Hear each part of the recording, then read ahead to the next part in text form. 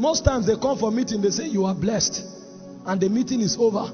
And when you leave, you will be shocked that truly you are blessed. But we come and open 15 scriptures about blessing, and we explain it in Greek and Hebrew. Yet you go, you are not blessed. It's the weight of their sacrifice. I was sharing with my brother yesterday, and he told me that every night that Papa is on this ground, he is working from 12:30 to 4:30. I said, what?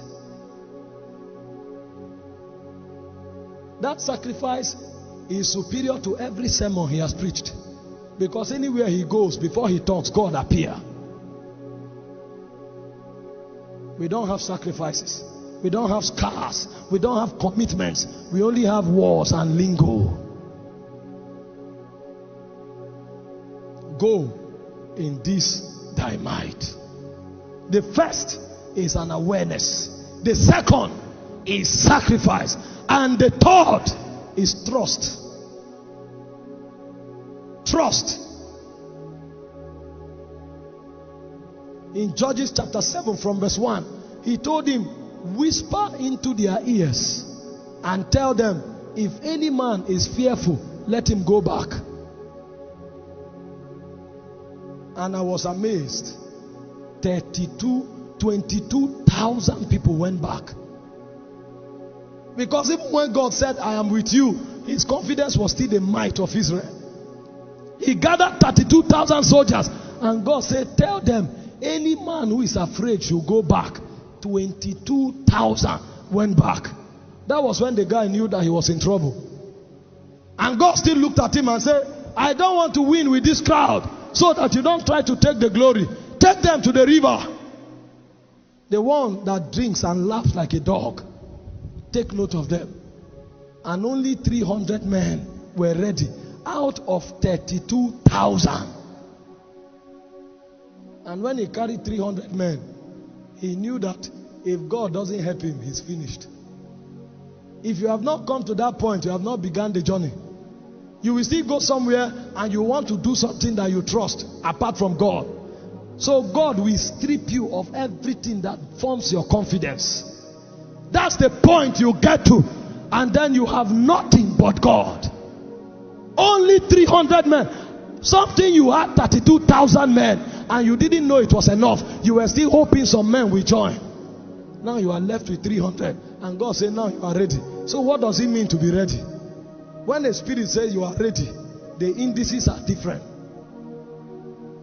When the Spirit says a man is ready, it's not because the horse is ready for battle. When the Spirit says a man is ready, it means that man is ready to trust him. The man can now trust him, so the Spirit can manifest through him. Now you are ready. And the guy, he was helpless. But his helplessness became a channel that God will enter. Because every time he was self-confident, God had no room. Until he got to a point where he became selfless, helpless. And God said, now you are ready. Because now you have more than enough room for me. I can break into your life even when you are sleeping. You know, when a man is full of himself, it will be difficult for his spirit to get his attention. But when a man becomes helpless, even when he's sleeping, he's hoping that God will whisper. And even around 1 a.m., if God taps him, he will wake up. The day you have plenty, prayer becomes hard. The day you have a need, prayer becomes an asset.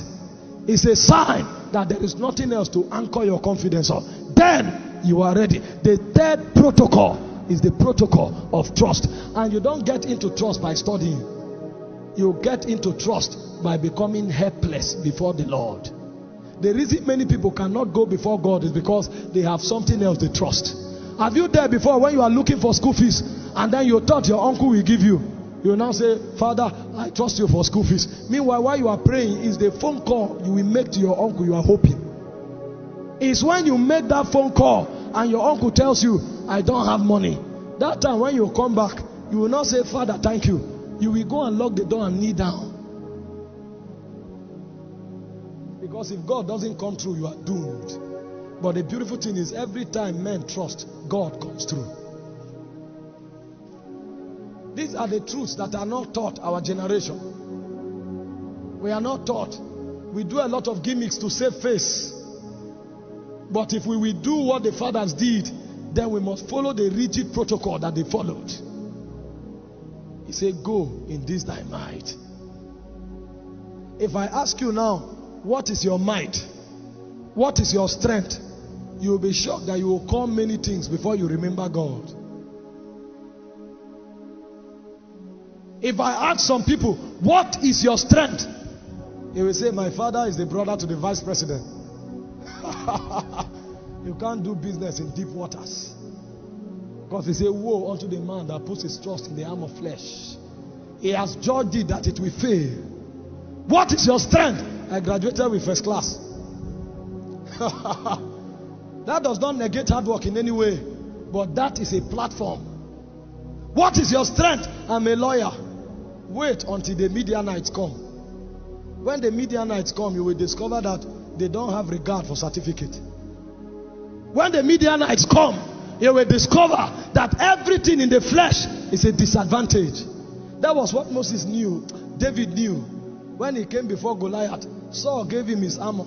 You know, the armor of Saul was relevant until he saw somebody that was taller than him. Saul was head and shoulder above everybody in Israel. When Goliath came, Saul discovered he was a dwarf. So his armor lost relevance.